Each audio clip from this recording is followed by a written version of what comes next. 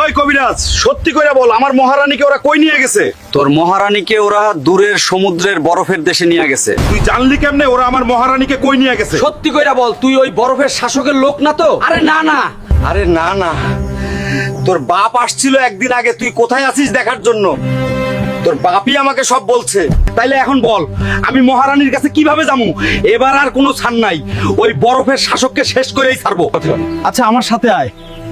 আমার বাসার নিচে আটলান্টিকে যাওয়ার রাস্তা আছে। আমার পূর্বপুরুষেরা জাদু দিয়ে এই গর্ত বানিয়েছিল আটলান্টিকের জাদুঘরদের সাথে যোগাযোগ করার জন্য। চল। কোনো এক সময় আটলান্টিকের জাদুঘররা মারা যাওয়ার পর আটলান্টিক থেকে কিছু অদ্ভুত প্রাণী এই সুড়ঙ্গ দিয়ে চলে এসেছিল, সাধারণ মানুষদের আক্রমণ করত। তখন আমার দাদা সেই প্রাণীগুলোকে প্রতিহত করত আর এই সুড়ঙ্গকে সেফ রাখতো। দাদা চলে যাওয়ার পর এই দায়িত্ব নিল আমার আব্বা, আর আমার আব্বা চলে যাওয়ার পর আমি। ওই যে চল, দরজার কাছাকাছি চলে এসেছি।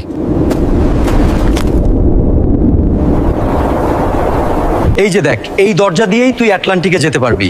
এই দরজার ওই পাশে আটলান্টিক রাজ্য, আর দরজার এই পাশে আমার ঘরের নিচের অংশ। মনে রাখবি, দরজা দিয়ে ঢোকার পরেই তোর ওখান থেকে দরজা গায়েব হয়ে যাবে। তারপরে 24 ঘন্টার পরে 3 বার করে জাদুর দরজা বলে চিৎকার করলেই তুই যেখানেই থাকবি ঠিক সেখানেই এই দরজা খুলে যাবে। ঠিক আছে, তুই আমার আব্বা আম্মাকে বলিস আমি তাদের ছেলের বউকে আনতে যাচ্ছি, তারা যেন